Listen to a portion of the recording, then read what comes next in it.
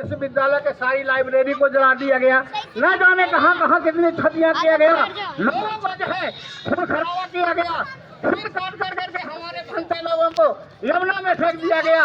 यमुना में फेंकने के बाद कोई भंते उपदेश देने वाला नहीं रहे। अंत में जो पतन की ओर चला गया और इसी बौद्ध धर्म के पतन करने के लिए हमारे देश के धार्मिक अग्रसरों ने विदेशी राजाओं को बुला करके यहाँ बुलाया ताकि किसी तरह से हमारा मिशन आगे बढ़े और बौद्ध धर्म का पतन हो।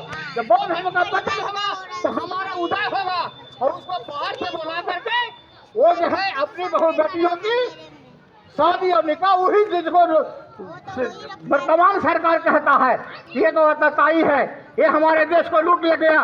कोई भी हमारे देश को नहीं लूटा।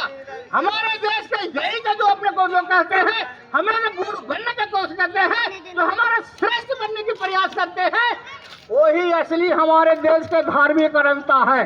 क्योंकि अभी जो बताया कि आखिर वो कौन है जिसको हमको पढ़ने से नफरत है, वो कौन है जिसको हमको आरक्षण से नफरत है, वो कौन हिंदू है जिसको इससे नफरत है, तो वही हिंदू है जिसको आप तो गुलाम बनने का प्रयास कराता है और वही कहता है कि हमारा धर्म खतरे में है। कोई धर्म खतरे में नहीं है। हम बच्चा थे तो धर्म खतरे में नहीं था, जवान हुए तो धर्म खतरे में नहीं था, कोई भी कहे तो धर्म खतरे में नहीं था। भला धर्म खतरे में कैसे हो सकता जब हम इस विचार को सोचते ही नहीं।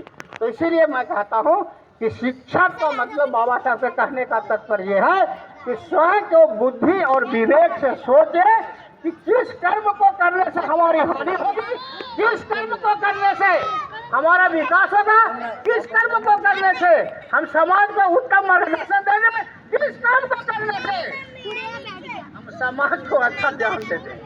तो इसी को